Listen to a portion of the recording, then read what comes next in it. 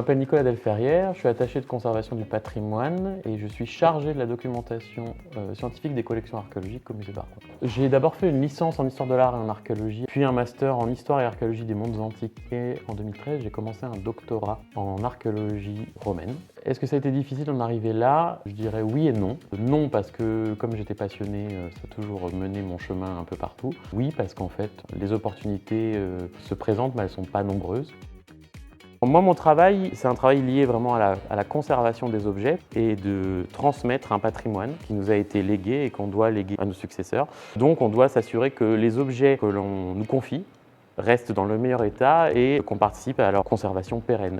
Un musée, c'est vraiment ce qui arrive en bout de chaîne de l'archéologie, puisqu'on a la charge de conserver ces objets et de transmettre les savoirs auprès du grand public. Donc, dans le cadre du chantier des collections, ce qu'on fait actuellement, c'est de leur proposer un écrin dans lequel ils seront conservés pendant un certain nombre d'années, le plus longtemps possible. Donc tous les jours, on part de nos collections qui étaient en réserve et on essaie de les reconditionner au mieux. Dans mon travail, il y a aussi tout un aspect de gestion des collections a posteriori, c'est-à-dire que tout le travail de la documentation, donc le travail dans les archives, dans les dossiers d'œuvres, le fait de compléter la base de données par exemple, et ça se fait devant l'ordinateur et on n'est pas forcément toujours au contact des objets. Voilà, donc nous, on a des collections qui vont du paléolithique jusqu'à la période moderne. Et la plupart de nos collections sont plutôt des collections d'époque antique, époque romaine, qui viennent du territoire auvergnat.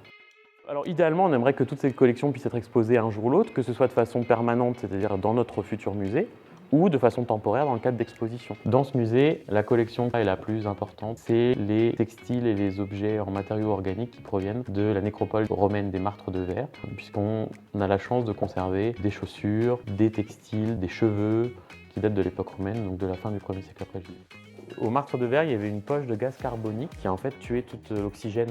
Et ce qui fait que les matériaux organiques qui d'habitude se détériorent au contact de l'oxygène, là, ont été préservés. Sinon, des difficultés, il y a l'aspect physique qui est quand même indéniable. On manipule des objets, on manipule des caisses, des fois qui sont très lourdes. Le fait d'être tout le temps précautionneux vis-à-vis des objets, il faut toujours être très rigoureux. Ça peut être fatigant aussi. Au départ, j'étais vraiment un chercheur qui n'était pas très enthousiaste par rapport au fait de divulguer la science auprès du grand public. Le fait de travailler en musée, ça a complètement changé ma vision. Je ne travaille pas pour moi, mais je travaille pour le public. Il faut rendre intelligible le savoir scientifique. La valorisation des collections participe à la préservation de ces collections. En fait, à partir du moment où on les valorise, on a une connaissance qui augmente. Et dès lors que les objets sont connus, le savoir est connu. Parce qu'il y a tout un savoir qui va avec. Et le savoir est vraiment primordial.